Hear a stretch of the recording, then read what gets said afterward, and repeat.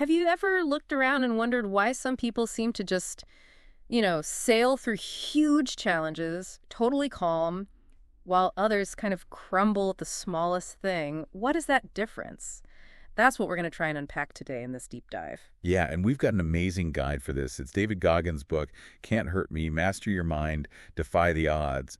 And really, it's more than just a book, isn't it? It's like a roadmap for finding this incredible strength inside yourself.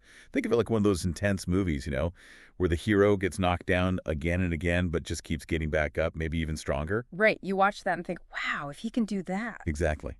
Makes you question your own limits. So our mission here is really to pull out the most powerful, the most useful insights from Goggins' story and his ideas. And we want to talk about them with examples you can actually relate to, things from everyday life.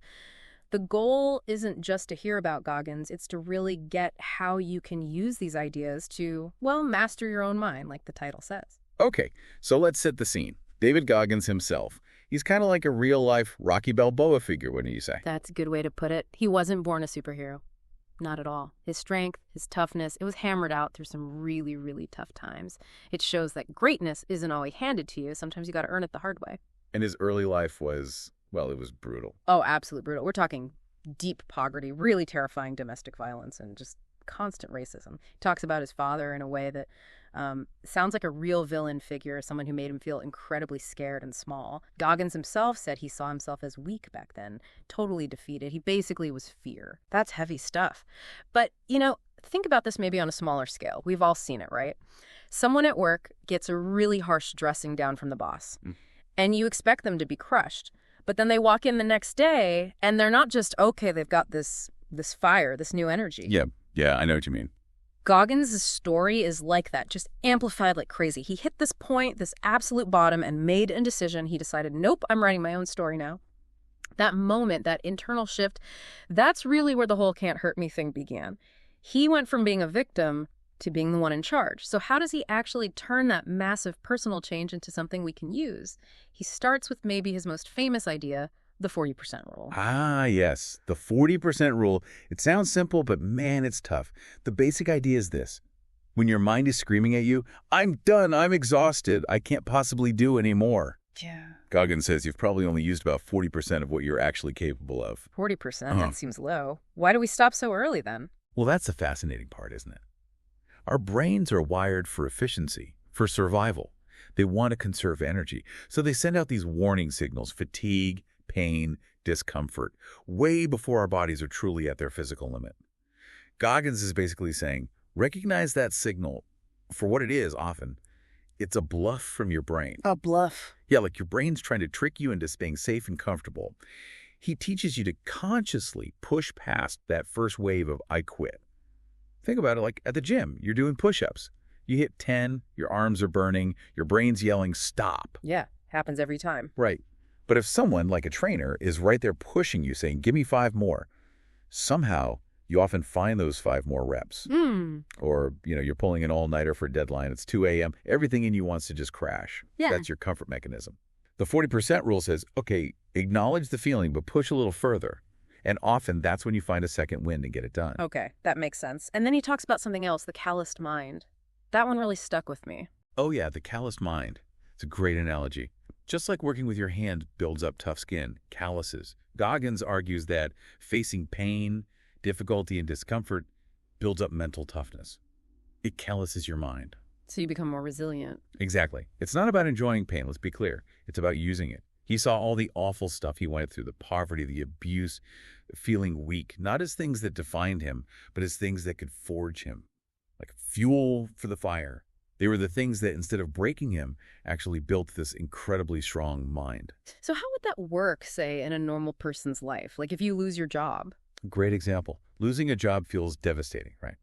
Your first reaction is probably panic, anger, maybe despair. But the calloused mind approach, Goggins' approach, is to reframe it. Okay, this hurts. This is uncomfortable. Now what? Maybe it's a chance to learn something new, find a better path, maybe even start your own thing. You turn the setback into a setup for something else. You don't let the pain paralyze you. You let it teach you and make you tougher for the next time. It's like turning obstacles into training, almost. Precisely. Training for your mind. Okay, so we get the big ideas. The 40% rule, the callous mind. But how do we actually do this stuff? He gives practical steps, right? Oh, absolutely. He's very practical. A big one is what he calls mirror accountability. Mirror accountability. What's that involve? It's pretty straightforward, but powerful. He literally means standing in front of a mirror every single day. No excuses. And you look yourself in the eye and ask, point blank, what are you going to do today to get closer to your goals? And you have to be brutally honest with yourself. So it's like making a promise, but to yourself in the mirror. Exactly. It creates this sense of responsibility. It's easy to break a promise you just make in your head. But saying it out loud, looking at yourself, it holds more weight. Like say you're trying to eat healthier. You're tempted by that piece of cake late at night. Goggins would say, go to the mirror. Ask yourself, is eating this cake going to help me reach my goal? That direct confrontation can be enough to stop you. You can't really lie to the person staring back at you. That takes some guts, just to be that honest with yourself. It does. It really does. And that leads right into his next big thing, embracing discomfort. Ah, yes, the core Goggins philosophy, maybe. You could say that. His belief is super strong on this. Real growth, real change, it only happens when you step outside your comfort zone. If you stay where it's easy, you stay the same. Simple as that. So, chilling on the couch watching Netflix all weekend, probably not the Goggins way. Probably not. Compare that, right? Spending hours passively watching something versus spending those same hours struggling to learn guitar or figuring out a complicated recipe or maybe tackling a DIY project you've been avoiding. Okay, yeah, the second list feels harder, but definitely more productive, more transformative. Exactly. It's uncomfortable at first, maybe frustrating, but that's where the learning happens, where you actually change and grow. Goggins himself is the prime example, going from nearly 300 pounds to an ultramarathoner. That didn't happen by staying comfortable. He actively sought out things that were incredibly difficult. He has that quote, discomfort is your guru. Discomfort is your guru. I like that. Yeah. It means discomfort is your best teacher. So that feeling when your alarm goes off at 6 a.m. and your bed feels like heaven. Oh, I know that feeling well. That resistance, that's the starting line for growth, according to Goggins. Lean into it. Okay, and there's one more strategy you mentioned, the cookie jar theory. Yeah. Sounds tastier than embracing discomfort. Uh-huh. Yeah, it sounds friendlier. Oh. But it's just as powerful mentally. The cookie jar theory is basically this. You create a mental jar and you fill it with every single success you've ever had. Big wins, small wins, every time you overcame something. So you just remember good things you did. It's more active than that. It's a resource you tap into strategically. Imagine you're facing something really tough right now. Maybe you failed a test or a project at work feels impossible and you're just feeling totally beaten down. Yeah, like you just want to give up. Exactly. Goggins says, in that moment, reach into your mental cookie jar. Pull out a cookie, a memory of a past success. Don't just remember it, relive it. Remember finishing that super hard project in college or helping your family through a tough time. Remember how it felt to succeed then. So you're reminding yourself of your own past toughness. Precisely. You're pulling up concrete evidence that you are capable, that you have overcome hard things before. It's like injecting yourself with courage and perspective based on your own track record. It refuels you to face the current challenge. That's actually a really cool technique. Build your own evidence locker of resilience. You got it. So putting all this together, his journey to become a Navy SEAL, that's probably the most famous example of him using all these ideas, right? Oh, without a doubt. I mean, just picture it. He's close to 300 pounds. Yeah. And he needs to lose over 100 pounds, like fast, just to even qualify for the training. That physical mountain alone is staggering. It's like deciding to climb Everest next week with zero training.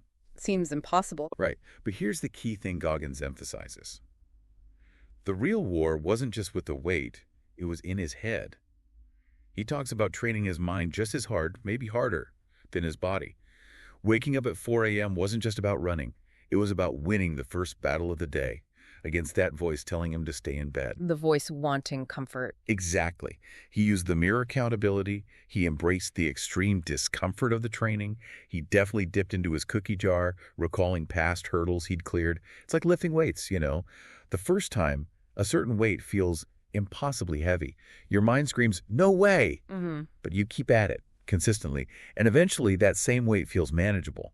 Goggins did that with his mind. He relentlessly pushed its limits until the impossible just became another workout.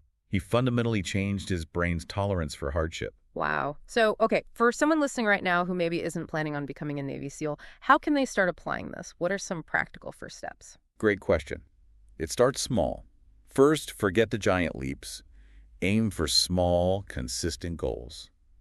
Don't think marathon right away. Maybe it's a 10-minute walk every day, but you do it every day. Build momentum. Goggins built his endurance step by painful step. Okay, small steps. What is... Second, you've got to challenge the "I can't" voice in your head. Recognize it. Goggins makes it clear. Your mind can be your biggest enemy, creating limits that aren't real. The most important thing is often just to start. Take the first step, even if the whole path looks overwhelming. Just start. Got it. And third, find ways to deliberately challenge yourself, maybe weekly. Nothing crazy at first. Pick something slightly uncomfortable. Maybe try waking up an hour earlier for 1 week. Great. Or commit to skipping junk food for a month. These small, consistent acts of pushing your comfort zone, that's how you build that mental callus. That's how you expand what you're capable of, little by little. So it's not about huge, dramatic changes overnight, but consistent, small pushes against your own limits. That's the core of it. Consistency over intensity, especially at the start. So when you really boil it down, "Can't hurt me" isn't just this incredible story. It's more like a philosophy, right? A way to live with serious resilience. Absolutely. It's a testament to the power we all have locked up inside us, often untapped. Yeah, and Goggins' main message seems to be that everyone, literally everyone, has that inner strength, that kind of inner superhero, just waiting. Exactly. And he reframes challenges. Difficulties aren't just roadblocks, they're opportunities. They're the gym for your mind. It reminds me of what, wise parents or mentors often say. You can do anything if you just put your mind to it and work hard. Goggins just takes that to an extreme, proven level. So maybe the final thought for everyone listening is this. The next time life throws something tough at you, whether it's a crazy boss, a difficult relationship, or just that voice in your head telling you you're not good enough. Remember Goggins. Maybe actually go look in the mirror and just tell yourself with real conviction, "I can handle this. I can do this." Because ultimately, like Goggins teaches, if you can master your own mind, truly master it, then nothing and no one can truly hurt you.